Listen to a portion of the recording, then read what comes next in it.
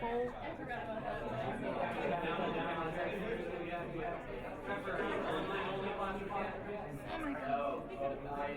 Oh my god.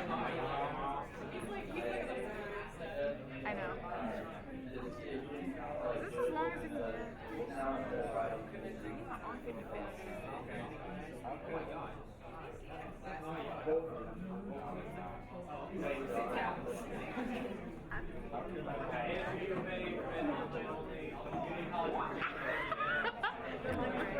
What? And the gray zone. What? Oh my god, is that in the gray zone? What?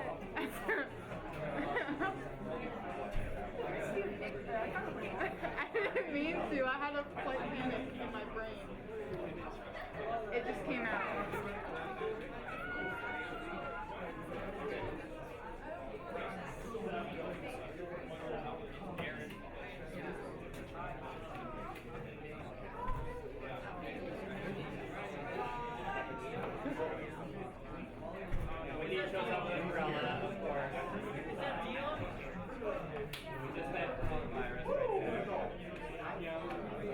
You will survive. Why are there so many people?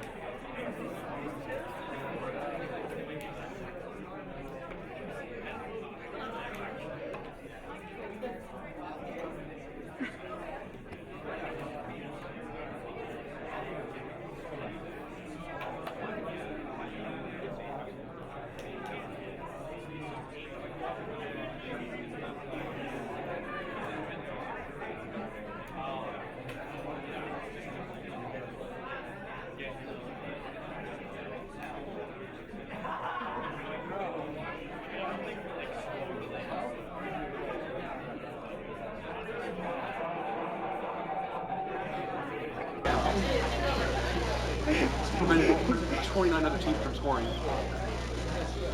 That's the lead.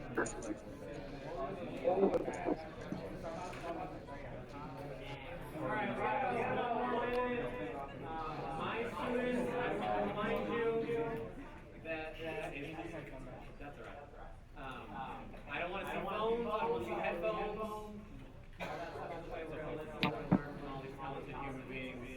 We're here. Now you're always here. We should start.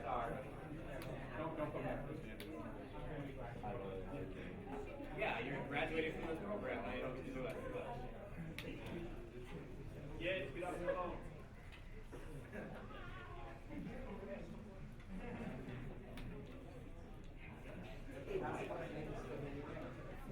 Okay, Grace and Trevor, can you still hear me?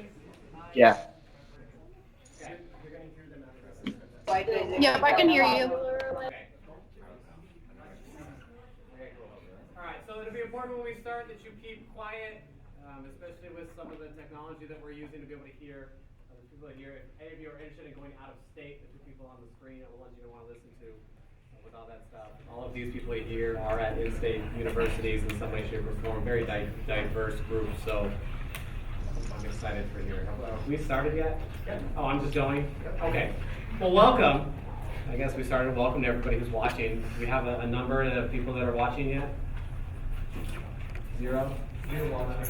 You're watching. Chris is watching. Doesn't matter. So, thank you for coming. This is our semi-annual Math Society STEM panel. This is about the 6th time we have done this, and it's always fantastic. And I know I personally always learn a lot to be able to give people advice, because now it's been 12 years since I graduated college. And so the cool thing about this that I love is everybody that is sitting in one of these chairs at some point or another, aside from maybe the two in the middle that started Math Society, we're sitting in your chairs at some point. And that's one of the things that we love about this system that we're doing, is we're trying to create those connections. And after you leave here, take all the advice they give you, hopefully go do some awesome things where you come back and give to the next generation. So hopefully in the next year or two, some of you seniors will see you in these chairs, the ones that I like at least. And you freshmen, maybe down the road you'll be doing this and helping it out. So we're doing things a little differently in terms of the questions. All of my freshmen have written these questions. So we're going to give some advice to some youngsters and some seniors at the same time. So we're going to start real quick the way we normally do. Well, he has the microphone. You can give it to Alexa and let her go first. I just want you to introduce yourself to everybody.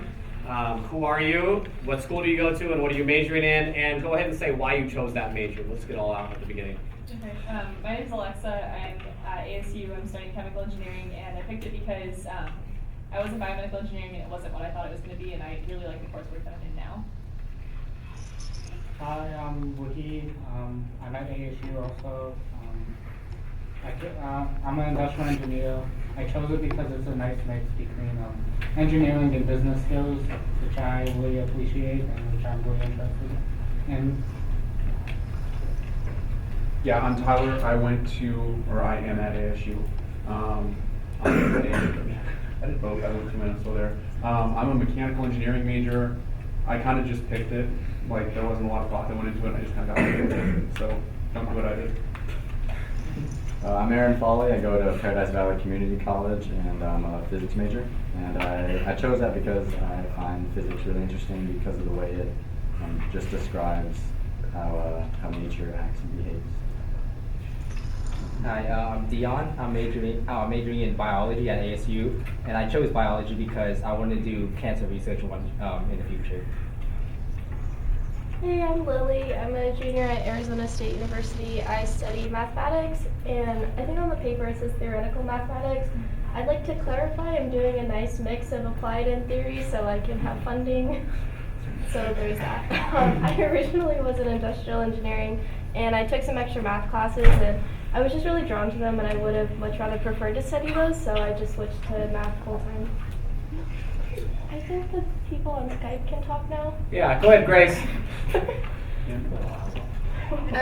Grace. I go to University of Colorado Boulder, and I study neuroscience. And I chose neuroscience because, sorry, my friends are laughing at me.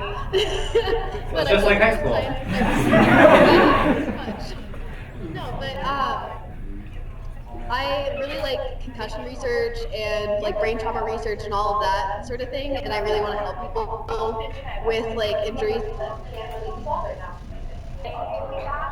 Trevor? My name is Trevor Garner. I'm a computer science major with a now declared minor in mathematics. I just did that yesterday. So, well, congratulations. Clap for Trevor.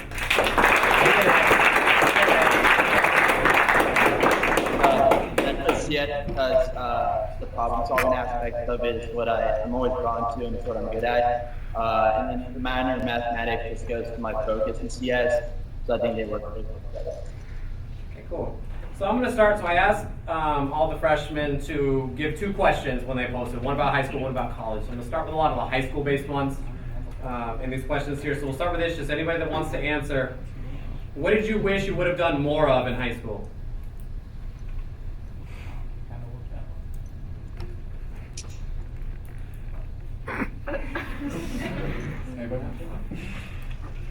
Anybody? I think now you guys have the AP stats class, and I think that's really helpful because I took my first stats class at ASU, and while I feel like it's a subject that I was able to figure out pretty easily, I know a lot of my peers were a little irritated that they weren't exposed to it earlier. So if I were in high school right now, I would definitely go take the AP stats class and do more math society events and just be really involved with that. I'm biased with my math major, but I would say just get more involved. Getting involved makes a lot of friends, connections, gets you exposed to a lot of things, and that really helps with like college applications and I guess in general life too.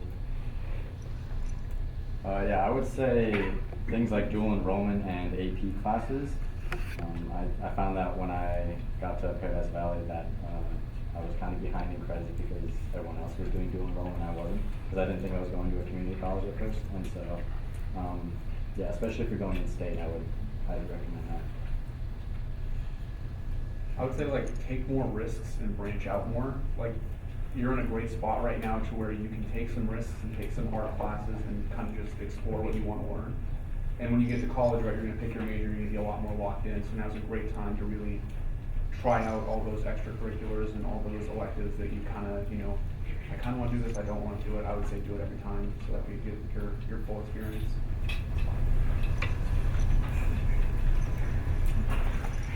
Yeah, definitely take dual enrollment English if you have the chance, because you don't want to take English again. Or ever. Or ever. Skype crew, anything you wish? Go ahead, Grace. I probably would have taken the like the A-push exam just because I hate like social studies with a passion, and it's nothing against Mr. Taylor or anything, but like, you know, just yikes. I did so much effort in that class, like I should have just taken the exam and gotten it over with. So I'd say if you have an AP class and you're like, hey, maybe I could use that credit later, just take the exam for it, you know? Trevor, anything? I mean, I think the best thing I would have done differently was like I would have done more things out of school. Like I was involved in school a lot, but I think I missed some of like the social aspect in my like early years of high school, or just like exploring different things, being part of like more clubs. I probably would have done that. All right, so I'll build off of Lily's answer. She said she wished she could have done AP Stats. Any other classes you didn't take in high school that in college would have made your life a heck of a lot easier? I know a lot of people last time said like a programming class, which is pretty helpful for a lot of different majors.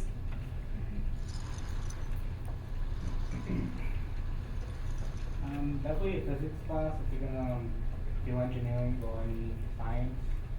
Definitely would help, just to get like ahead and just know the basic concepts before you get to a university physics level class.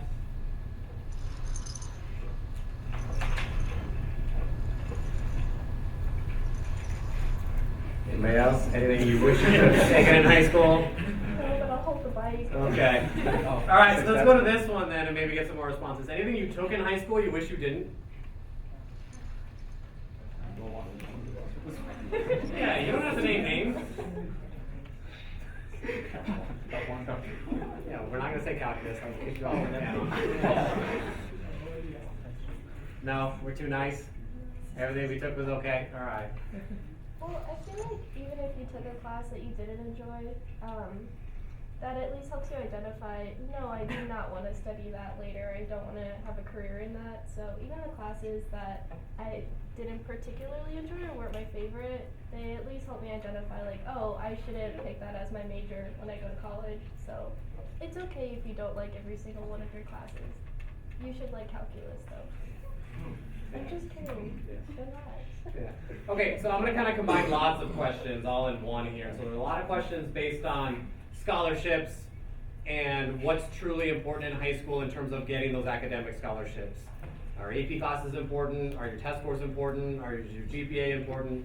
All that stuff. So any general advice about scholarships or what they should be focusing on or anything related to that that you'd like to share? Go ahead, Grace. Alright, so I think like test scores and your GPA and everything are unfortunately very important because, and like being like a well-rounded human being, because when you apply to college, they're gonna give you a scholarship usually with your like, you know, like, hey, you're admitted, we're giving you this amount of money. So like the better like person you can sound on your application, the more money you might get as just like a byproduct of applying to college, and you have to do that anyways. So like make yourself a nice well-rounded person, do some clubs and things like math society. No regrets about doing that in high school. And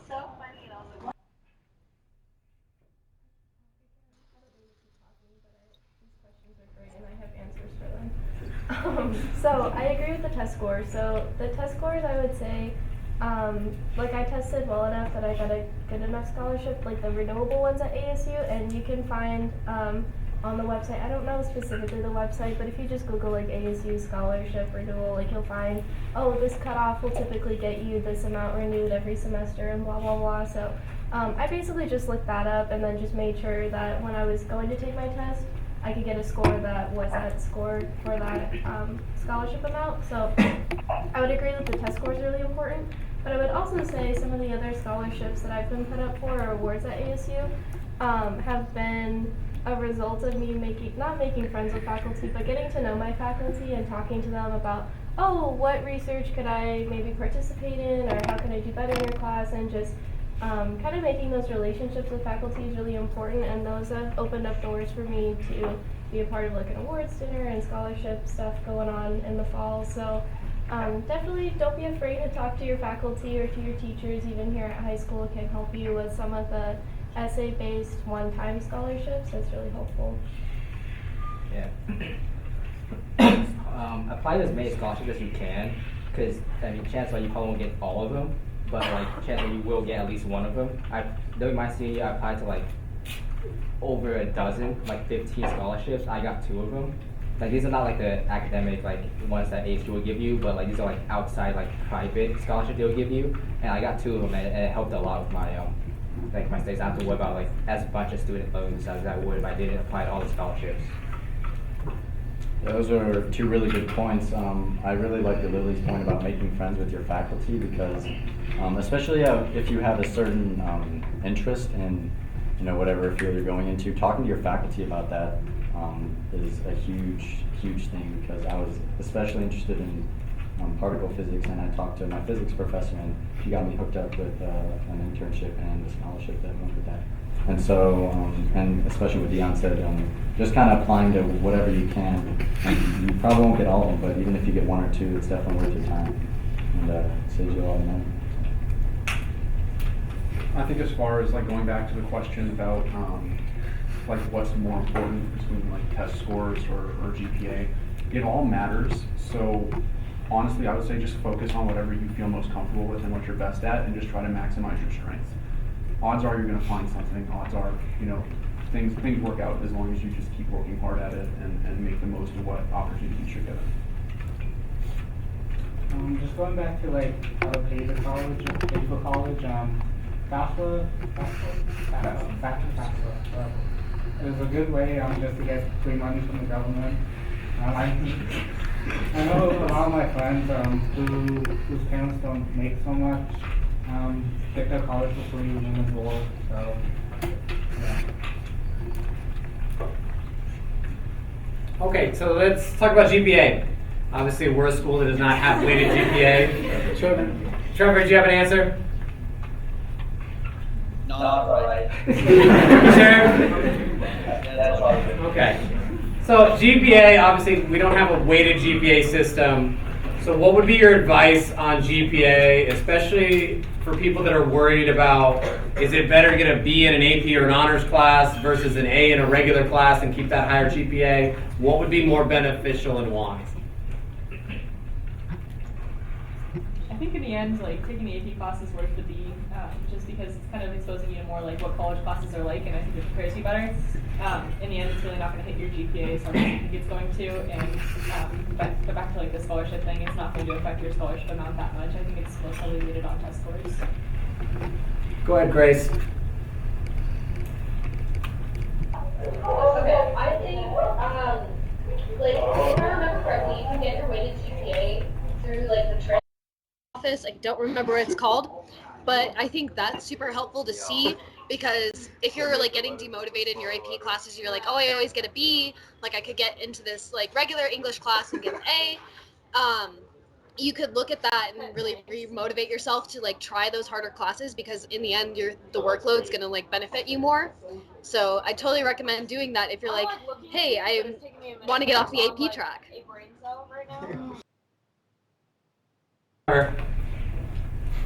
Yeah, so if you're like planning on trying to go out of state, I would highly recommend just taking AP courses, and if you're gonna get a B, like get a B. I know several of my friends who've been admitted to like Harvard, and chose to go here. They didn't have a 4.0 unweighted GPA, but they took like every opportunity possible through the honors and AP classes, and that shows that you're willing to push yourself and take the risk instead of just kind of settling. And I think like a lot of out-of-state universities are.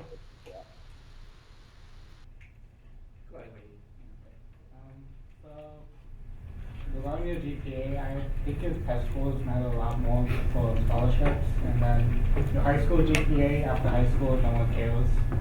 In college, no one's going to care what your high school GPA is. So if you want to take an AP class and afraid to get maybe a COD, it should be fine. If you're already accepted, it should be more fine.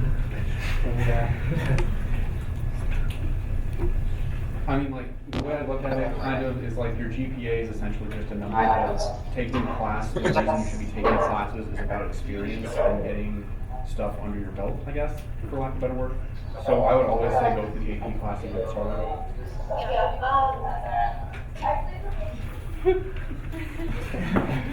Yeah, I definitely agree with that point that going for the AP classes, like what everyone said, it's just a good way to kind of put yourself out there and to kind of see where you're at in terms of comparing yourself with the college course. One of the things that is probably good if you do take an AP class and you might struggle with it, and, pull out of these. On a lot of applications, they give you, like somewhere to get like additional comments. So if you want to explain like, hey, I took a bunch of AP classes and they were hard, like you can say that. And a lot of application writing, especially essays, is just spinning certain things to your advantage. So saying that I took a lot of AP classes and I just wanted to kind of see what my interests were is probably a good way. At least I think colleges will like that if you put that in your application. I think taking AP classes is really important in high school because these are college courses and they prepare you for college, especially general studies ones. And like for example, in high school, I took AP chemistry, and like although I almost failed, like I got a C, but like it prepared me really well for college. I got an A in my first chemistry class, and like it really helped. I see all my peers like struggling with chemistry in college because they just took AP chemistry, while I did, and I was able to help them. And like it was able to help me like prepare for that class, and I got an A in it, and made me like chemistry a little more, I guess. But yeah. Okay. So college credits, dual enrollment AP. This is an interesting question. Where do you think it's more important? Subjects related to your major, or subjects like the complete opposite from your major? Where would getting those credits in high school be a little bit more important? Trevor, go. I got both. Because not only, like, if you can get out of your gen ed, you save yourself so much time, like, wasted time, basically. But then also, getting them related to your major, like, there's an intro CS class I was able to skip out of, and then I skipped my first 2 calculus classes, which everyone says are, like, the worst math classes on campus for, like, intro students. And so being able to take the AP test and get out of both of those saved me a lot of time, and I'm like way ahead of everyone because of that. And so I saved me like stress and just like basically. Go ahead, Grace. I'd say classes outside of your major because sometimes they're really, really specific about what classes you have to take inside your major. Like I had to take a stats class for neuroscience, and my stats exam did not count for it, and it was supposed to, and it's really sad. And my stats class is now kind of sucks. So I'd say like take like more of like stuff outside your major because it's going to fill those requirements. Because those requirements are a lot looser. If you can get a mix of stuff, I think that's the most beneficial. I think what helped me more were my calculus classes, just because when I got to ASU, I could hop straight into Calc 3, and then the next semester I was in the 300 level class. So it was just nice that I could get into the material that I wanted to study a lot more quickly. And then even in high school, like studying for like A-Push versus the AP Calc was a lot more difficult for me, and I found myself a lot more motivated to study calculus just because I had more fun with that. So honestly, if you just focus more on the classes that you enjoy more, I feel like you stay more motivated and inspired. So, but up to you.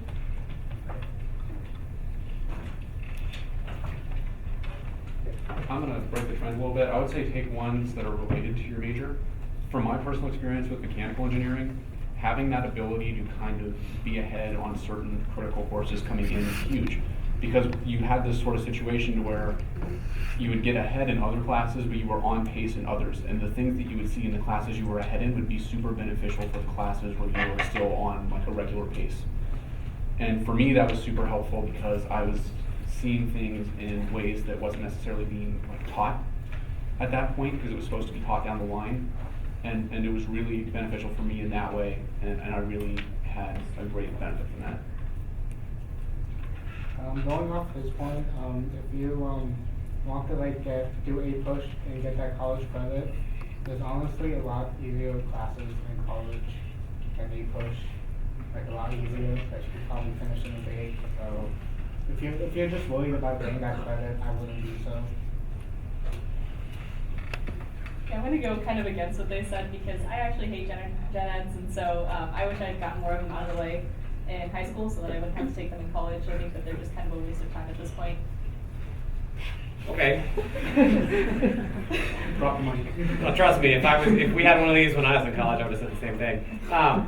So this is the last one purely about high school. We'll transition to college-based stuff. But what's the one class you took in high school that's specific to what you're doing now you felt was most important, and why? The one class you took in high school based on what you're doing right now that you feel was most important, and why? I would definitely say AP Chemistry was the most beneficial just because a lot of people haven't taken chemistry since their freshman year, and it really, really gets people when they go into college, and it's super fast-paced and they haven't seen it in 4 years. So I think that was probably the best class that I could have taken. So I kind of like two basic classes. Just all the business classes I've taken because I'm an industrial engineer. Don't really get to learn much about business in your first 2 years of industrial engineering, so it was good to get that head start, and then when I find internships I could talk about stuff I did in high school, whereas other people who didn't take business classes in high school couldn't really talk about that. And then also programming, just when I take my programming classes, I learned a lot in high school, so it really set me ahead of what other students were struggling with, and it was an easy class for me because I took it. I would go with, I would have two also. My first answer I think would be college algebra because everything kind of builds off that. You're going to get to a lot of your higher level stuff is actually really just simple algebra tricks and little algebra manipulation rather than like, you know, super complicated stuff that you find in Calc 2. I would also, going off of Wahid's point, my advanced programming class with N is basically all I do in my actual job right now. And I send her thank you emails about every few months. I would say Calc 2, especially just understanding the basics behind just integral calculus is super important, especially in physics. You know, you get into physics 121 and 131, and it's super useful just knowing these integration techniques, and so especially if other people are just in Calc 2 once they get to college their freshman year, or if they haven't seen calculus for a long time, it's just super useful. I think for me it would have to be math with Mr. Schmidt because I wanted to go into my career as a scientist, and being in that class really taught me a lot about research methods and how to keep like a lab notebook and that type of stuff. So probably Calc 1 and 2, and then the programming classes with Denton have been really helpful. You'd be surprised how much programming you do with math, so obviously they're helpful. All right, Grace. I'd say human physics, mostly because I'm terrible at biology and chemistry, and they make them not scary, especially when you're relating like biology and like muscles. It's a lot more speaking for me, like adjacent to what I'm learning. Trevor? I would say computer starting computer science and I don't do too much like actual programming anymore. It's like mostly theoretical, but developing the mindset and like solving problems like that has transitioned a lot over into like mathematics for me. So it helped me a lot in general. It's helped me get here today. So. All right, this next question actually just came from a viewer, and this is specifically for Trevor, and it's really more of a statement than a question. Trevor, Miss Elam wants you to know that she's still willing to arrange a marriage between you and her daughter. So, I don't know why any of the rest of you didn't get that, but...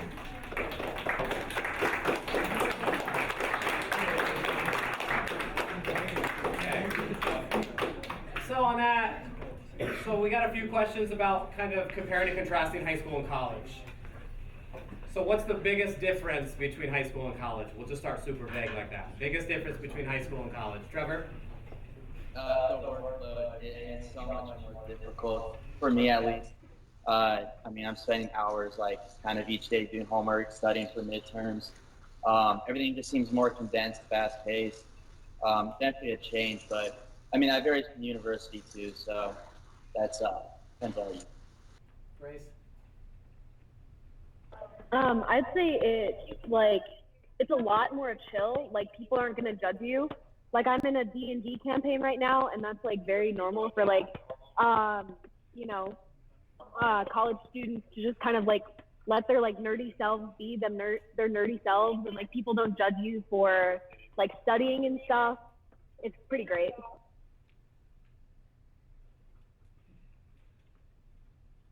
Big differences between high school and college?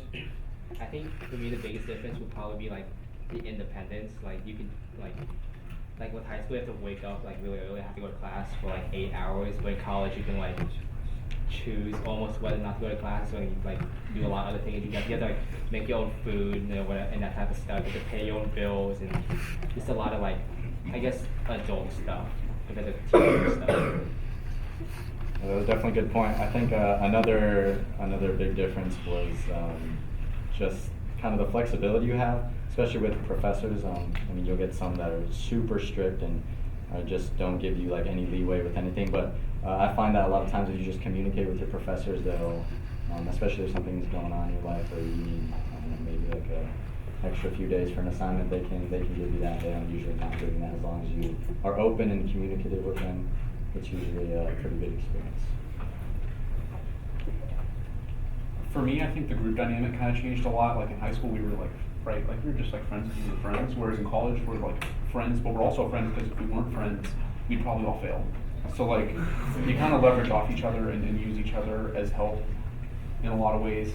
I think the comment earlier about how like studying, I guess, is less frowned upon or whatever.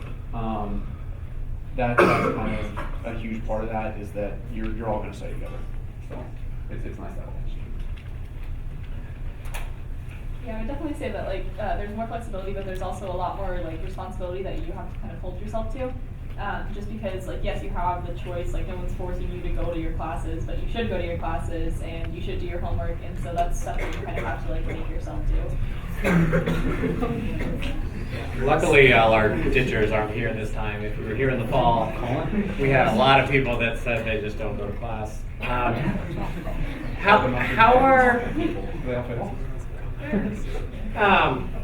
are college professors different from high school teachers? Grace? College professors usually like they're doing like other things. Like my neuroscience professor, before he became a professor, which this is his first year teaching, he's actually pretty good. But he's doing research on like optogenetics in rats. So he'll show us pictures from his research in class, and it's really cool because like not that like Mr. Gahan doesn't know what he's talking about, because he certainly does. But like I'm glad you included that second phrase, Grace. Thank you. No, you certainly do know what you're talking about. And it's like you've been teaching for a while, but if you have like a new professor, sometimes you don't have to worry about them not teaching well because they'll know their stuff. But like, you know, it's always a toss up. Usually in high school, it's like I can like guarantee that this person's gonna know what they're talking about, you know, no matter how long they've been there. But like for college professors, they may or may not. Sometimes older professors are worse. Okay, so I definitely say that like something you run into is that your professors are a lot less personable, just because there's so many people in the class. But also there's some teachers that just straight up don't care because they're there to do research. I'm having that issue right now where I went in to ask the teacher questions and he didn't want to answer them because he didn't care. Just like professors in college are mostly worried about covering all the material that you need for the class, so you're ready for the next class you have to take. And so, like, that just means the class is a lot more fast-paced. If they're doing, like, my major requires a lot of math, so if they're doing, like, a math problem, they might only show one example and then move on to a new subject. So. I would say one big difference, and this probably sounds scarier than it is that they're not really obligated to care about you individually, right? Like, you know, the teachers you after you're like Gahan, like he cares about you because he's a nice person, but he also cares about you because his performance and the way he's evaluated on the job that he's doing is based on how many of you guys are, you know, getting through his classes, learning the material, doing well on tests. Whereas in college, right, there's always going to be professors that are great and there's always going to be professors that are terrible. So you're going to run into some cases where it just seems like, man, this professor doesn't care about the class at all. But in other cases, you're going to have professors that obviously care a lot and go really far out of their way to make sure you understand the material. So I think a lot of it, the difference I think in college is that it's really important to get a feel for your professor and what your professor is like, where it's not as critical in high school.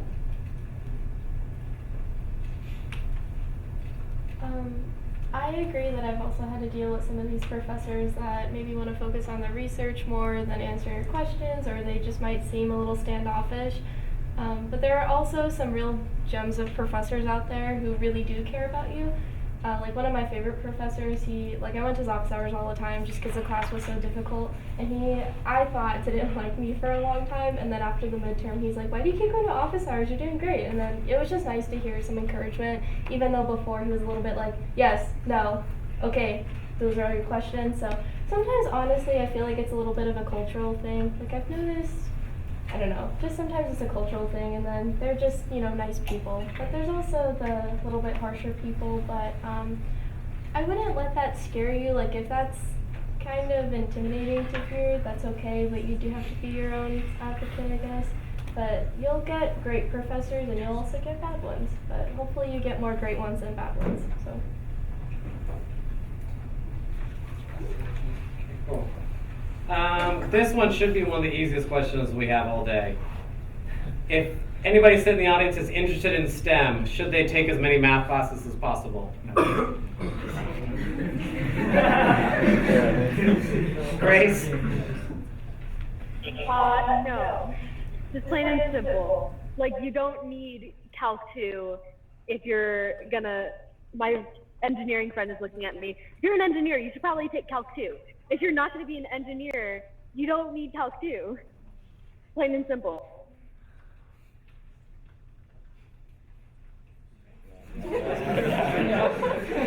All the science people are nodding their heads, other math people are afraid to say anything. I mean, you could take Calc 2 for kicks. You're going to miss out on all the series. I mean, if you're in Calc 2. Right? Series is awesome, Calc 2. We're in that right now. Oh, you are in that right now. That's going to be a no for me. I don't do Calc. Give it to Alexa. Okay. A little biased because I am an engineer and I have to do lots and lots of math, but I would also say that even if you're not planning to go into engineering, take as many math classes as you can, because like a lot of other sciences use physics, and physics is calculus based, so I'd say that it's still useful. Okay, so when I said no initially, I was just joking. I want to make it clear. All right. Yeah, take your math classes when you get the chance. Don't don't overdo it. Don't, oh man, I gotta fit in all these math classes. Take math classes that make sense. If you want to experiment and do other sciences, other extracurriculars, other anything, like do what interests you most. But I mean, I'd recommend math classes. A lot of majors have math involved, especially in STEM fields, right? So it's only going to help you. It's not going to hurt you.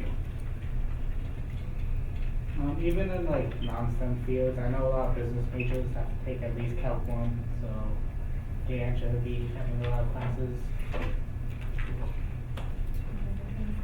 Also, I'm in class with a bunch of biology majors and they can't do basic math, so Yeah.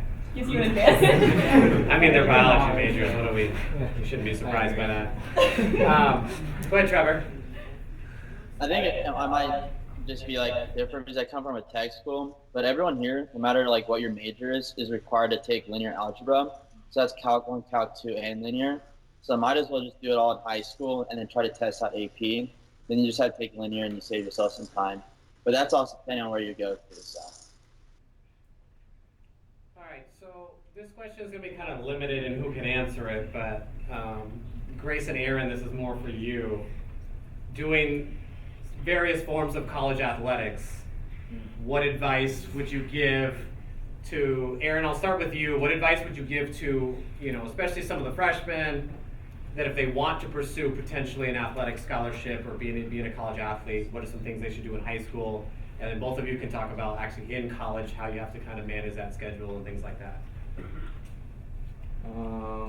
That's a really good question. So, in high school, if you are planning to go on and go to the next level or what have you, just really, you have to be good at managing your time.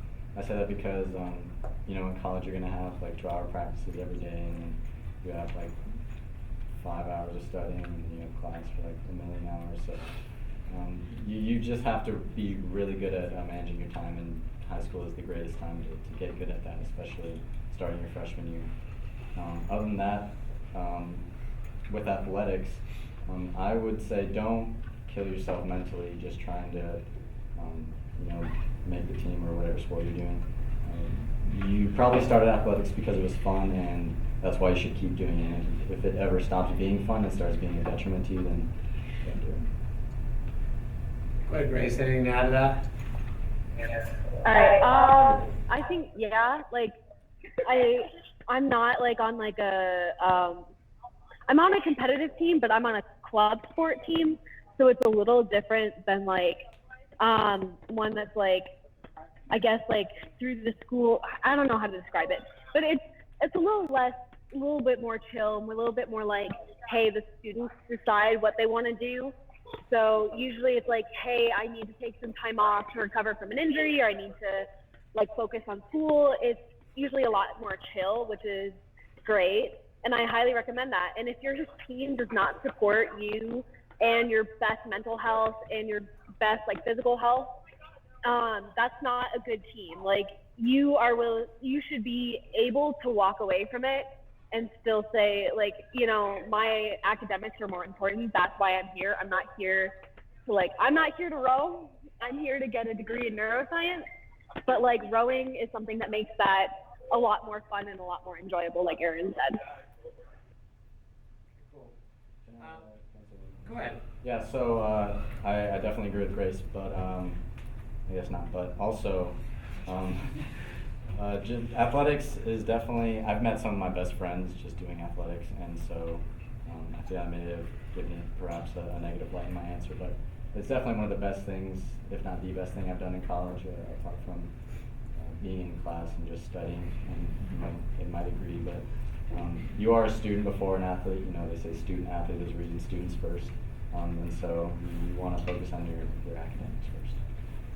Aaron, while you have the mic, I'll ask this question, because you're the only person here that went to a community college. Mm-hmm. Kind of speak about that decision and speak about the idea that I'm sure there were plenty of people that almost looked down on the idea that you were going to a community college, being such a high academic person in high school. So just kind of talk about your decision to do that and any advice you would give to students who may consider that path. I think everyone should go to a community college because it's so much cheaper, and your first 2 years, you're pretty much taking the same courses everyone else is at university, and the only difference is that it's harder to get more opportunities at a community college. Like I know these guys are definitely getting opportunities way more than I have in my first 2 years. I actually went to a community college because I wanted to run for a coach at this community college, but I found that the academics was still viable, and I'm still, like I said, I'm taking the same classes I would be like English 102, 101. And I find that a lot of the professors, especially at Paradise Valley, they're great, and I just love the atmosphere there. So kind of along the same lines, I'm going to go to our two out-of-staters, and I want you to talk about your decision to go out of state. And there's a lot of roadblocks. A lot of people dream of going out of state into various places. And so talk about those roadblocks, whether it's financial or emotional or things like that. So talk about your decision to go out of state and any advice you would give to anybody who wants to go out of state. Grace, I'll let you go first. All right. I think it's definitely interesting, especially now with like the whole coronavirus thing, because they like stopped having in-person classes, and it's definitely interesting because it's a lot harder for me to go home. I have friends who are like, hey, I'm just gonna pack up some of my stuff and like drive it 20 minutes to my mom's house. And I'm like, I can't do that. If I want to go home, like, and see my family, it's like, I've got to get on a plane. I got to go to DIA and like fly back. So it does, like, it's a lot of strain there.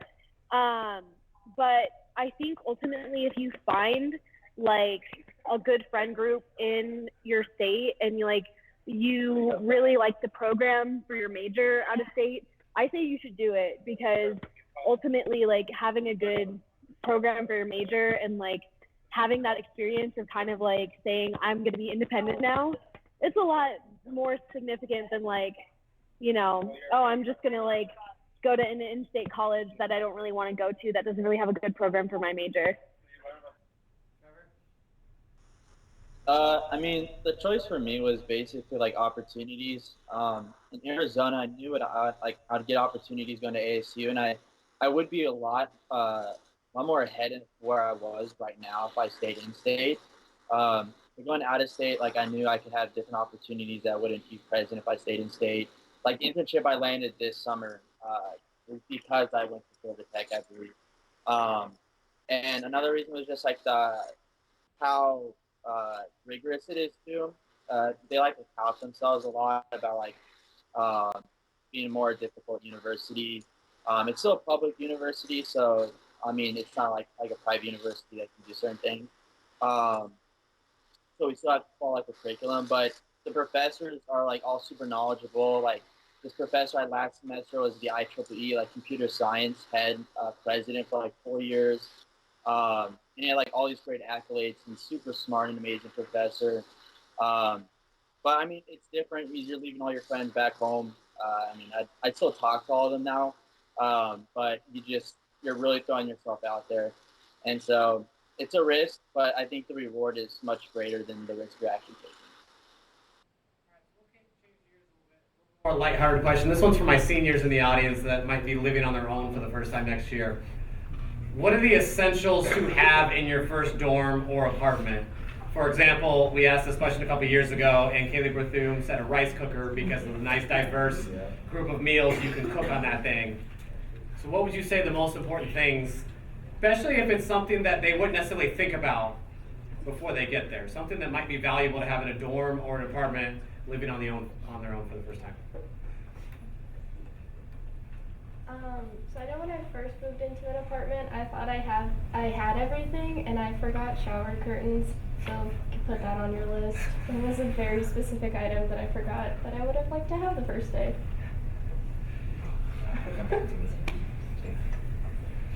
I'm just gonna throw this out there, like cleaning supplies. Yeah. Some of you guys don't understand how much your parents actually do around the house. You're gonna find out.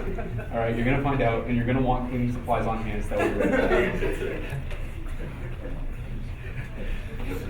You can tell who still lives at home as they quickly pass the mic to somebody else. Yeah, definitely cleaning supplies. Please bring cleaning supplies, and also a toaster. That's a good one. Yeah. Anything else, Grace? I'd definitely say extra space. You're gonna want space to figure out what you actually want and need, because like there's a lot of like regulations that we can have and can't have, and sometimes it's a little vague. But you'll see like your RA will have like for example, like my RA had an electric kettle. And I didn't know you could have those in the dorms. And I was like, dang it, I should get an electric kettle. And I got one over break and I brought it back. And I was like, dang, I'm glad like I didn't get like a bunch of like stuff before that I didn't need. Also, blender helps a lot. You can make a lot of smoothies and sometimes you'll miss them. Trevor? So I first bought a Brita over. It's a very good way to get fresh water, and you can fill it up and leave it in your room, and you don't have to always go out to a water fountain or someplace to get water. Especially if you're in an apartment too that doesn't have filtered water, obviously it's healthy. Dude, I have Christmas lights. It's really aesthetic. It's very nice for the room. And then also, if your room can afford it, or if you can't afford it, it has space, a futon, because it allows me to just come in my room, sit down for 20 minutes, and then leave. And I'm just relaxed by the time I get back, and I take my little break, and then I'm up and going. So you probably weren't expecting product placement in this. That's how we pay for this stream. Anything else to add before I go to something else?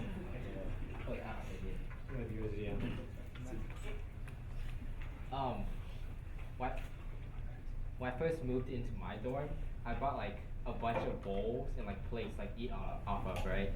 And like and then like it hit me like I realized I'm bringing like utensils to eat with, so I had to like go down to like a dining hall and like borrow the utensils. And like I mean I would clean and give it back, but like it's still just like it's a nice thing to have, of course. So it's gonna leave it in your hands. So make sure you get like utensils and like silverware, bowls, plates, that kind of stuff. So yeah. It is really easy to steal silverware. Yeah. Also, one last, make sure you have like medicine with you. Like some people forget that, and like something might happen. And if you have like medicine, like ibuprofen or like Advil or something like that, especially like cold season hits really hard in college. Like it just spreads. So if you have like some vitamin C or whatever on you, make sure you have that. There you go. Stop coronavirus with vitamin C.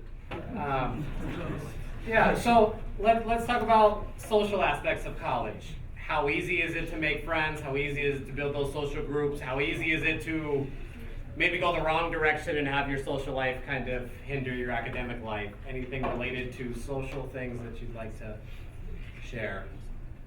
I think it's pretty easy to find like a group of friends to study with because you're not gonna be the only one that's struggling in your classes.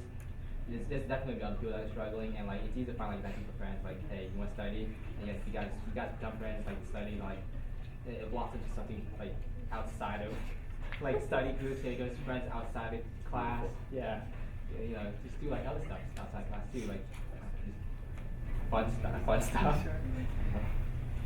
Yeah, honestly, I'd say a lot of my friendships started out with complaining in class about how difficult it was, and then you just sort of bond immediately over that. And then I'd say later on when I started working at the tutoring center, all my friends are now the other tutors, so that's like where my friend group's at now. I think in any difficult class you take, there's probably going to be at least one person who's doing better than you, and at least one person who's doing worse than you. So on that note, you probably want to pick your friends wisely. And that doesn't mean just, befriend someone because they're doing well in class, but especially if you take a lot of like common classes, you might see some of the people more than once. So, and don't be afraid to talk to people. Everyone's in a very similar situation than you are, especially if you're living on your own. You're just going to college, and you don't really have a lot of friends at that college. Don't be afraid to talk to someone and just get to know people. So everybody's kind of made a good, point about it's not difficult to make friends. I kind of want to touch on what was mentioned a little bit ago about, not overdoing it, not going too far in one direction or the other direction. And I think a lot of it really comes down to knowing yourself. I think like with friends and socializing, things like that, especially in college, we get concerned with who the other person is, like who we're meeting, who we're trying to talk to. But at the same time, it's really important to know yourself and understand yourself and the type of friends that you're trying to make, the type of connections you want to make, what you're trying to get out of the friendships you're getting into. And I think that will sort of work its way out as far as making sure you don't overdo it and you don't just become, a partier or a complete introvert that talks to nobody. It'll all work out. Regarding friends, just be careful of who you actually make friends with. I know I've made friends with some people, and then, well, not really friends, but I gave them my number, and then they were like, send me the homework answers, and I'm like, I barely know you, no. So yeah. Yeah, I would definitely say like try and make friends that are in your classes because like you'll study with them a lot and like you'll see their face a lot, and so that's really nice to have, especially like in your particular major, just like branching out and getting to know people. And I'd also say like get involved in your community. Like if you're in a dorm, start to get to know the people on your floor just because like they're right there, you might as well be friends with them. And join clubs. Grace? Okay, so I'd say certainly don't be afraid to like kind of like cut people out of your life, because I used to like hang out with people at the beginning of the year and we don't talk at all anymore because they were like, I want to go to a frat party, I want to like go out and drink all night, and I'm like, I really don't want to do that, that's uncomfy. And now that like I'm on crew, I'm friends with a lot of the crew teams, and it's like they have the same like grandma schedule that I do, of like going to bed early and then waking up at 4 a.m. So it's a lot nicer. So I'd say find people that have the same lifestyle as you, and if they don't have the same lifestyle as you and you just don't mesh well as people and you don't like the same things, don't be afraid to just be like, yeah, it's not good for me or my health, and just kind of cut them out of your life. All right, I'm going to jump off of something Grace just said. What makes a good roommate in college? Or what makes a bad roommate? Either way. So something that we do at ASU is that you have to do a roommate agreement, and so definitely like know the things that you like in your own habits, like do you go to bed early, do you go to bed late, stuff like that. What do you like to clean? But definitely like make that very clear with your roommate, and if they start to kind of push you the wrong way, try and have a conversation with them. If it ultimately is going badly, you can move rooms. Like it happens. Like they make you do like a Sheldon Cooper roommate agreement? Yeah, 50 pages. That's awesome. Yeah. So I never lived in the dorms, but I was kind of preparing in case the dorm question kind of came up. So I asked a lot of my friends that lived in dorms about their dorm experience and what dorms they'd recommend. And I got a lot of advice back as far as roommates. And one of there were two main things about roommates. You want a roommate that's on your same sort of schedule. So like if you're an early riser or if you're a night owl, right, you want to find somebody who matches that kind of schedule with you. Otherwise it's going to be really inconvenient. You'll wake each other up, those sorts of things. And you want a roommate that's on the same level of like cleanliness or like, if your room is disheveled, you're fine with having another roommate that's disheveled. At the same time, if you're cleanly and your roommate's disheveled, or vice versa, you're probably just going to know each other a lot. So try to find somebody who's not going to be bothered by your personal lifestyle choices. Yeah, that was like a perfect answer. On the note of like a schedule, if someone's trying to sleep, like don't be doing something in your room. Like, it's just rude. Just let them sleep. If you're in college, you need sleep. And vice versa. Don't be afraid to say something to someone like, "Hey, I'm trying to sleep." But same thing. You definitely want to be with someone who kind of cleans up the same way as you. And yeah. I don't think the ideal roommate exists, but it's important that whoever you end up living with, if you choose to live with other people, that you guys are okay to talk to each other about what's bothering you. Like I know Aaron talked about that, but like I know the people that I've lived with in the past, it's been a little difficult with like, hey, I don't like it when you leave the dishes in the sink for 3 days. Can you clean it? And it would be kind of awkward because I don't want to hurt their feelings. But like I think it's important that whoever you choose to live with, that you just sort of establish like, hey, if you have a problem with me or if we have a problem, like it's okay to talk about it and not feel like I'm offending you or you're offending me. And just making that clear makes conversations go by much more smoothly and not feel offensive or awkward. Cleanliness is important too. Grace, go ahead. So I had terrible roommate issues last semester, and I ended up moving. And the difference is amazing. Like one of my old roommates used to be on Skype until like 2 a.m. just like with a friend who was on campus, and I was like, go and see them in person? ?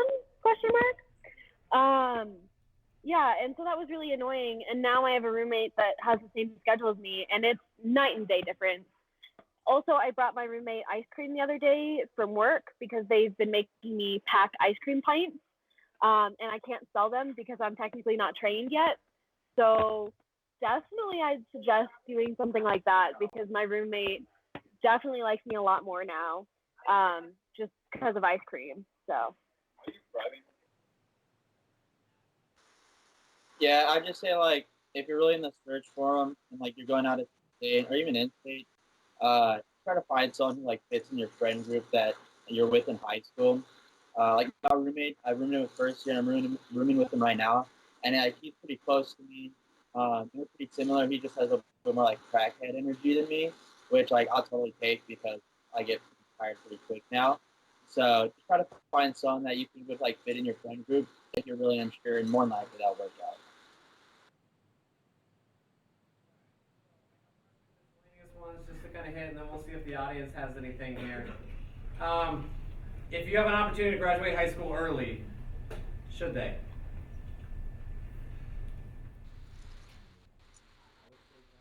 Just because like just you only have these 4 years, like why not make the most of them, you know? And like, what are you doing for the last like semester? You can work, I guess, but it's be kind of boring. It's like, you know, just enjoy life as it is, I guess. You need to rush things. Yeah, unless you absolutely hate high school, there's no reason to hate it really.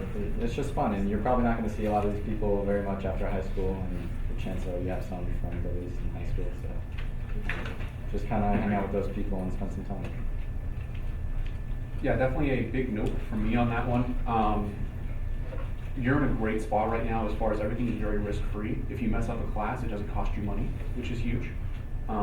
You have a lot more free time. You can go see your friends a lot more conveniently. I wouldn't end high school early under any circumstances. Yeah, even if you're ahead, just take some electives, see what you're interested in before you go to college or the workforce. Yeah, I mean, you're in high school for free, so might as well just enjoy it before you have to start paying for college. Okay, what would be more beneficial if you're trying to pick classes in high school? Picking challenging things that are going to help build generic skills for college, or picking things that you're really interested in or potentially want to pursue as a major? Grace? I'd say take a mix of both. Like, you don't want all easy classes, you'll get bored. You don't want all challenging classes, you'll be pulling your hair out. And you want classes that you're interested in, either way. So make sure it's like you test the waters of like what you want to do. Like, I took human phys. That was my testing the waters of like whether or not I wanted to be a neuroscience major. But at the same time, I also took like beginning dance. I'm terrible at dancing, but it was like a relaxing class. I got to do yoga like every week. It was pretty great. Highly recommend.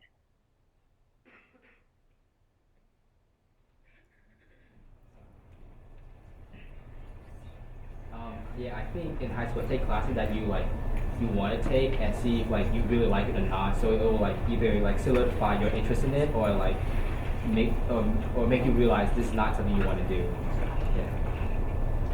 Yeah, I think definitely a mix of both is healthy and will keep you grounded in high school. I also think though that you should not be afraid to take the challenging teacher, the challenging class. I'm a firm believer that you need to be humbled at some point before college, or at least like at the beginning of college, just so you know you get through that at some point and then you come out stronger on the other end. But you kind of need to get crushed at some point. I don't know how to say that nicely. I meant to say that nicely. Just don't say it nicely. No, I think we get what you You don't need to say it nicely. All right, last one before I see if the audience has any questions. What is not taught in high school that needs to be to make more people successful in college?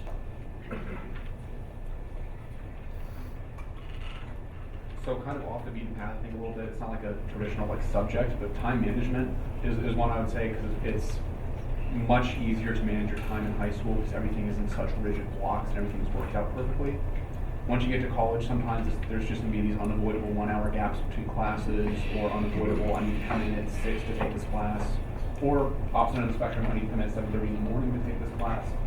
And having those sort of time management skills to adapt to those sort of schedules is really important. I know this won't get said a lot, but kind of making a budget and being able to balance your money. And it doesn't even need to be a budget, but just knowing like when to spend money and when to not spend money. Especially when you move out and you don't have mom and dad paying for all your food and everything. It's definitely important once you get a job to know how much to save and how much you can kind of get away with spending.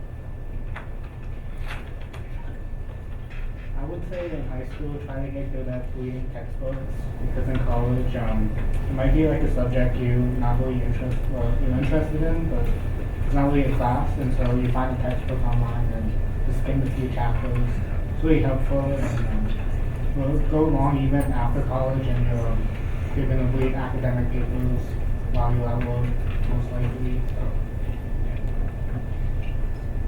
I have a couple friends that like went out of state for like lower level education, and they've had like kind of a general like living skills type of class. I'm kind of jealous because a lot of people just don't know how to take care of themselves, and I feel like that's something that high school doesn't really teach you either. All right. Anybody in the audience have a question, anything that we didn't get to that you'd like to ask? Oh, sorry, Trevor. Finally. I would say I wish actually high school had like a personal philosophy class. Because this previous summer I took philosophy at one of the community colleges for like a humanities credit because it was an easy and cheap thing to do. That's a good thing if you're out of state. Take community colleges classes if they transfer. It was easy. It was a 4-week class, and it got rid of humanities credit. But I think the class just teaches like you a lot about yourself, like who you are, what you stand for, and how to go like about evaluating like people and like your friends and your close friends, if something's like toxic or not, and how to take care of yourself, how to like take a step back, like take a deep breath and then continue forward, or just kind of like encouraging yourself to continue going when it gets rough.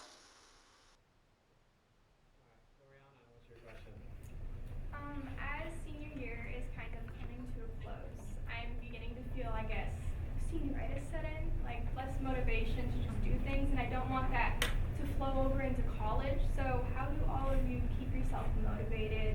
You're all very driven individuals.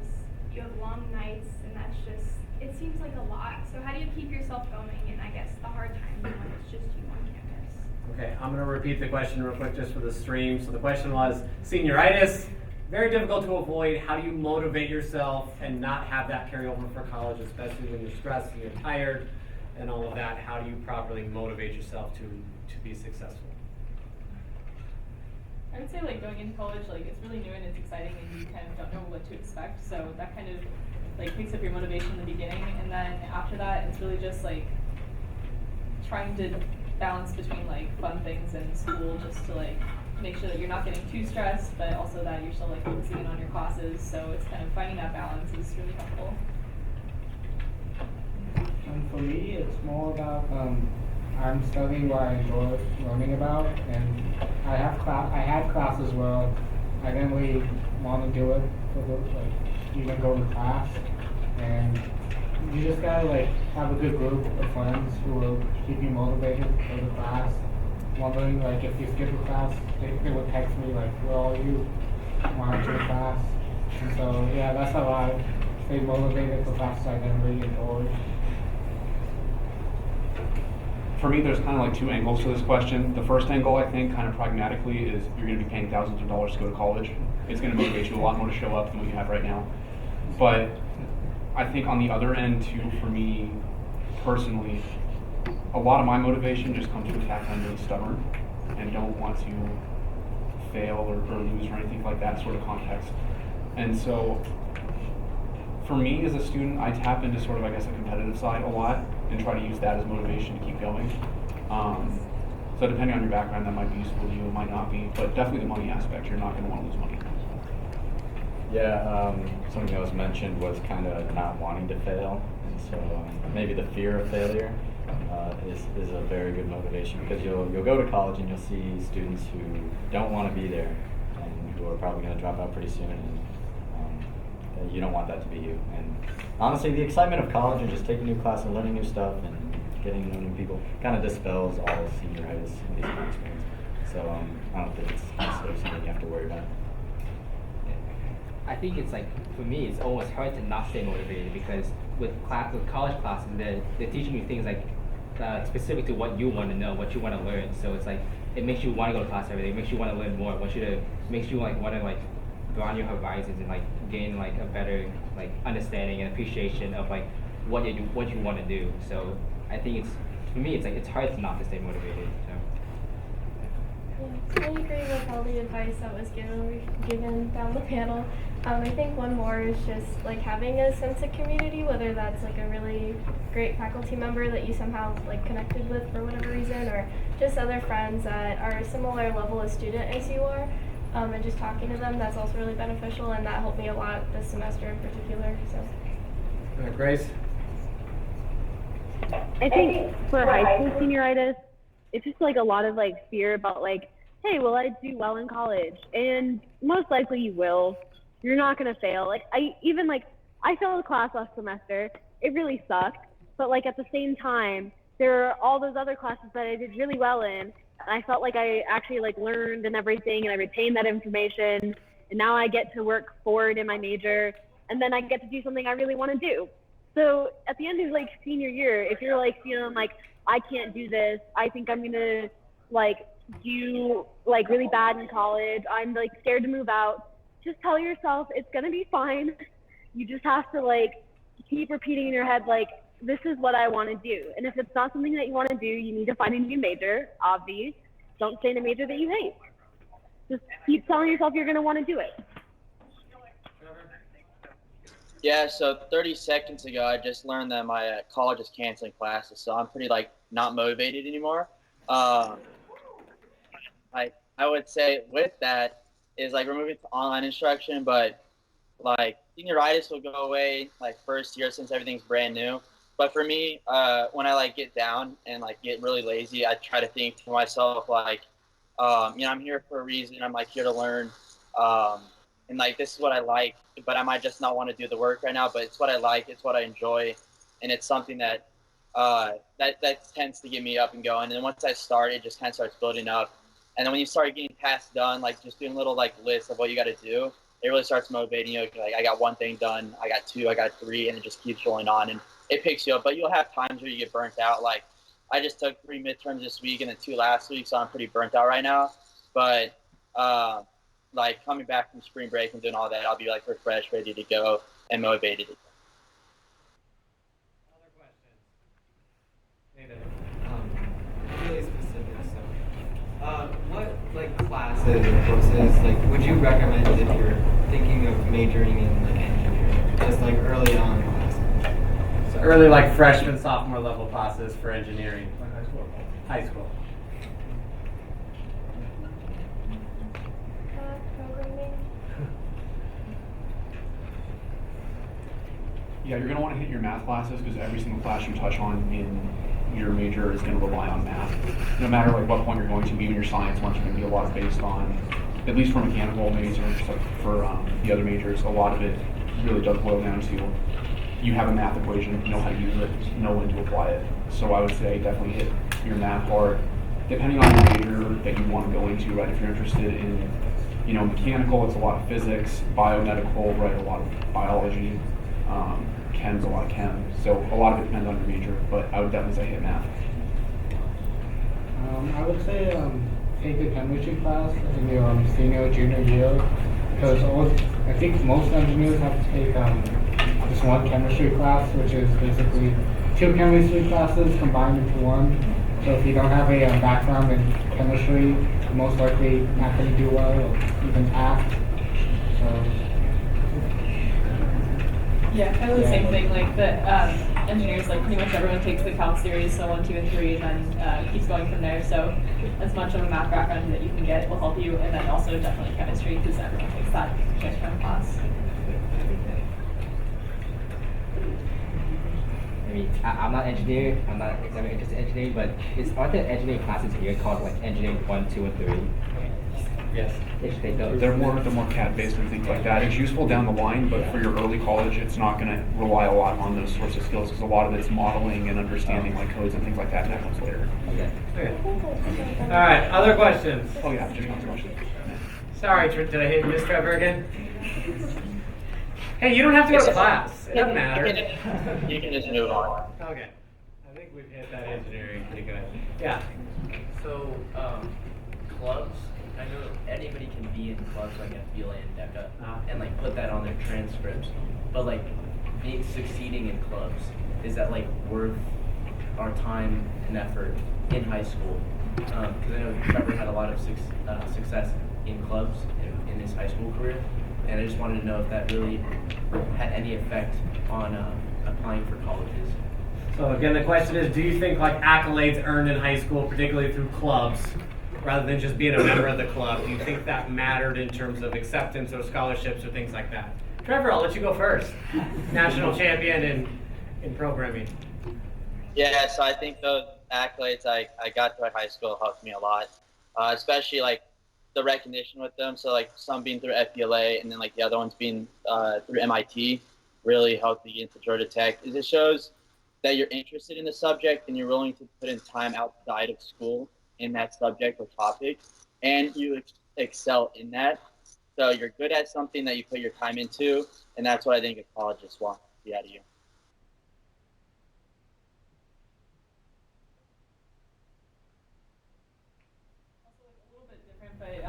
But the kind of general rule of thumb is that you can leave your stuff on from like high school on your resume for the first year. So if you have like some competitions that you've done really well in or like projects that have succeeded, that's something really good for your resume.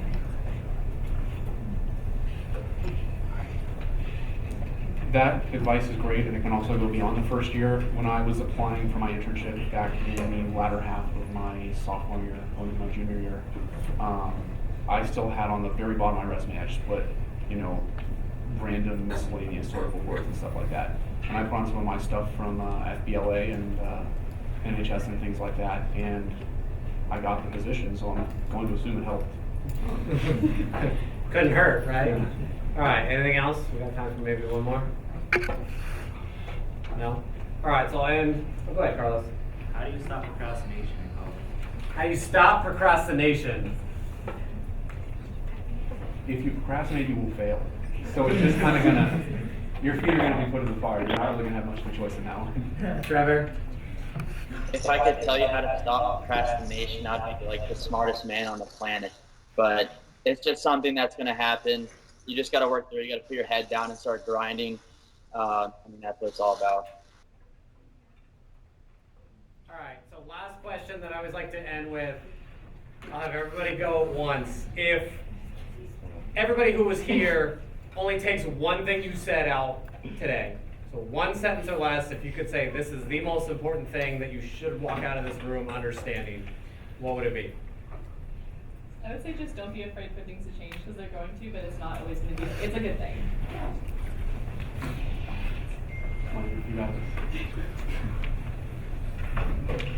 Just be confident in yourself. I know I didn't say that this last hour, but just be confident that you know what you're gonna do. That you have a plan, even if you don't have a plan. Just give off some confidence. I'm going to say something I haven't said at this point either. Just don't overthink or over worry about it, right? You have I can speak for ASU, there's 75,000 students, right? Most of them are going to pass, all right? And you're going to be in that most of them group wherever you go of people that are going to pass.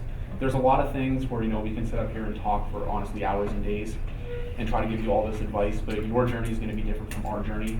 And all that really matters is just keep that belief in yourself and don't worry too much.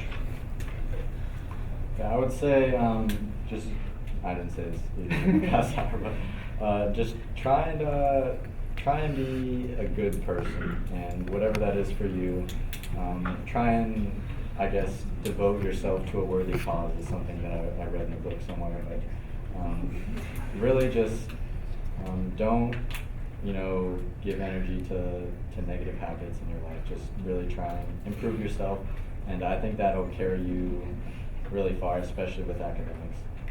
And just be a good person. I'd say branch out and see what you like, and if you like doing it, keep on doing it. Don't be afraid to lean into your interests and your skills, even if your interests are fairly new to you. Don't be afraid to just kind of fall into that and be curious. Grace? I'd say ultimately try new things, do what you want, don't go to frat parties ever. And I had one more thing, and I think it was just try hard, and then also go buff, because go buff.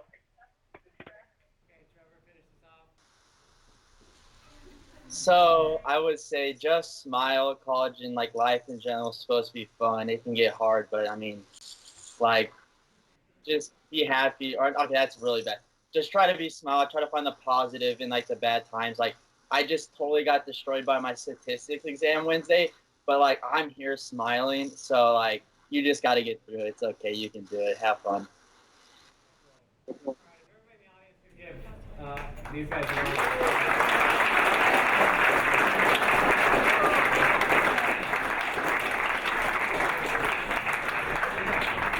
we really appreciate you giving up time. time, especially most of you are on spring break or extended spring break. I don't think college is going to exist in our country for the next month. Disneyland is closed, FYI, for the next month.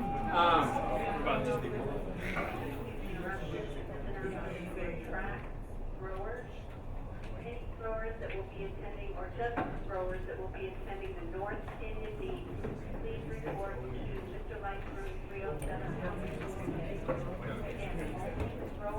Okay, so again, thank you for coming. I'm going to have them stick around for a little bit if they can. If you have individual questions you want to ask about your major or about anything else, please stick around and ask. Anybody's watching this stream, if you want to come to room 500 and ask some nice questions, by all means, please do.